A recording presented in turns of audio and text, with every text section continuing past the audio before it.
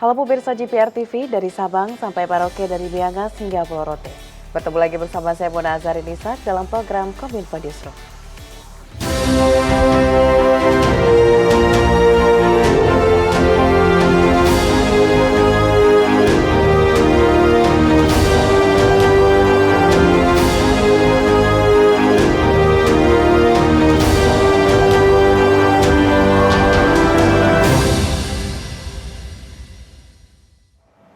Pemirsa, kita ke informasi pertama. Status literasi digital Indonesia pada tahun 2022 mengalami kenaikan menjadi 3,54 poin dibanding dengan tahun 2021, yakni 3,49 poin.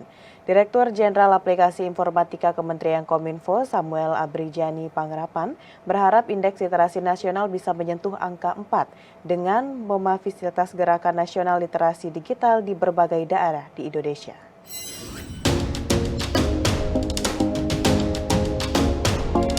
Kementerian Komunikasi dan Informatika bersama Siberkreasi dan Kata Data menggelar acara peluncuran hasil survei literasi digital nasional tahun 2022 di Menara Dana Reksa, Jakarta. Dalam acara ini, status literasi digital Indonesia pada tahun 2022 mengalami kenaikan sebesar 3,54 poin, yakni meningkat 0,05 poin dari capaian indeks di tahun 2021 sebesar 3,49.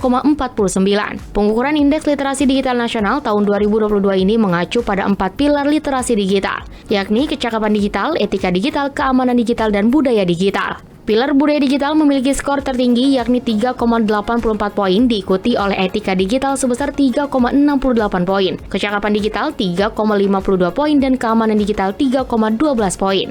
Survei status literasi digital Indonesia dilaksanakan secara berkelanjutan sejak tahun 2020 hingga saat ini, yang mendukung pengambilan kebijakan agar program nasional literasi digital lebih terarah dan efektif. Di satu sisi, survei status literasi digital juga berguna untuk mengetahui target masyarakat yang membutuhkan literasi digital, materi yang dibutuhkan masyarakat, dan strategi penerapan yang tepat.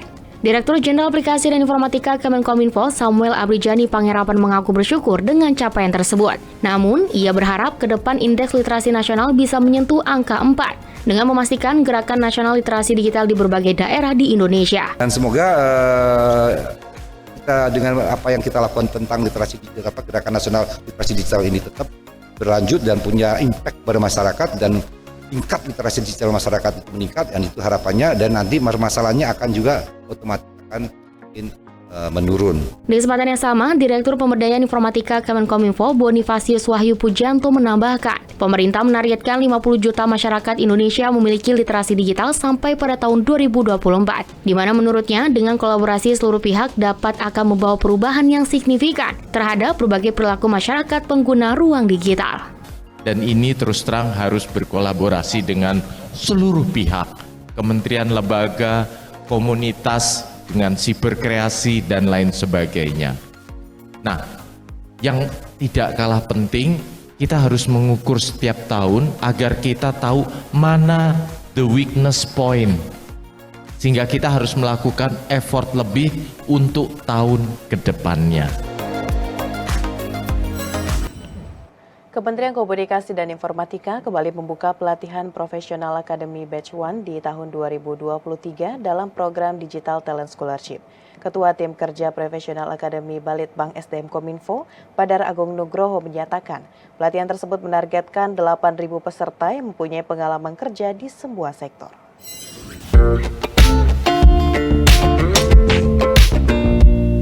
Kementerian Komunikasi dan Informatika membuka program Profesional Academy, pelatihan untuk 8.000 orang profesional, baik yang bekerja sebagai aparatur sipil negara, pegawai swasta, hingga pekerja paruh waktu pada tahun 2023. Profesional Academy merupakan bagian dari program Digital Talent Scholarship yang bertujuan untuk meningkatkan kemampuan dan mengasah kemampuan para profesional yang ingin berkarir di bidang teknologi informasi dan komunikasi. Ketua Tim Kerja Profesional Academy Balitbang SDM Kominfo Badar Agung Nugroho mengungkapkan bahwa Pro A untuk tahun 2023 pendaftaran akan dibuka hingga 3 batch, dan untuk batch pertama akan dibuka pada tanggal 6 hingga 24 Februari 2023 mendatang. Lebih lanjut, Badar juga mengajak para pekerja baik ASN, freelancer, atau pekerja paruh waktu dan juga pegawai swasta untuk segera mendaftar program ini. Karena selain kapasitas yang disediakan terbatas, materi yang ditawarkan pun beragam, mulai dari data analisis sampai business intelligence engineer.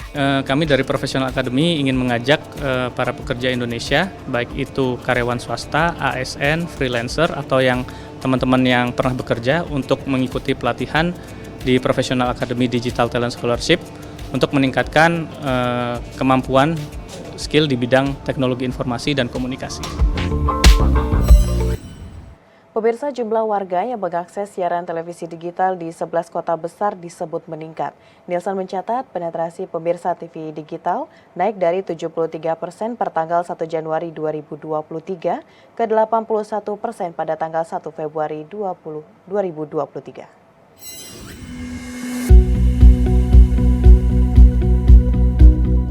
Nielsen Indonesia menerbitkan hasil riset tentang penetrasi digital, RIDI, dan update populasi TV di kota yang terdampak ASO per 1 Februari 2023. Dalam laporannya di 11 kota, penetrasi pemirsa TV digital naik, yakni dari 73% per tanggal 1 Januari 2023 ke 81% per tanggal 1 Februari 2023. Peningkatan signifikan penetrasi siaran TV digital terjadi di 6 wilayah, yakni Ibu Kota Jakarta dengan capaian 89%, Bandung 93%, Yogyakarta 87%, Semarang 92%, wilayah Surakarta 95%, dan area Surabaya mencapai 71%.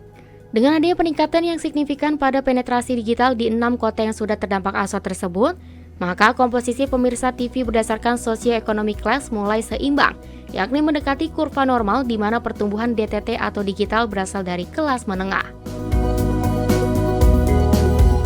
Presiden Republik Indonesia Joko Widodo meresmikan bendungan Danu Kerti di Kabupaten Buleleng, Provinsi Bali. Presiden berharap bendungan tersebut dapat meningkatkan produktivitas pertanian dan perekonomian seluruh lapisan masyarakat. Presiden Republik Indonesia Joko Widodo pada Kamis 2 Februari 2023 meresmikan bendungan Tamblang dan penataan Tahura Ngurah Rai Bali. Bendungan yang menghabiskan anggaran sebesar 820 miliar rupiah ini diharapkan dapat berfungsi mengairi air irigasi ke daerah Bungkulan dan Bulian seluas 588 hektar. Selain itu juga dapat digunakan sebagai penyedia air baku di Kecamatan Sawan, Kubu Tambahan, dan Buleleng sebanyak 510 liter per detik dan dapat melayani 40.000 kepala keluarga. Presiden Joko Widodo menyebutkan bendungan Tamblang ini selain untuk mengairi sawah juga dibangun untuk mengurangi banjir. Dengan adanya bendungan ini, pemerintah juga menargetkan agar produktivitas pertanian dan perekonomian seluruh lapisan masyarakat dapat meningkat. Kapasitas tampungnya 5,1 juta meter kubik. Besar sekali. Dan luas genangannya kurang lebih 29,8 hektar. Yang ini akan mengairi sawah seluas 588 hektar. Jadi bendungan ini dipakai untuk irigasi sawah. Yang kedua, untuk mengurangi banjir.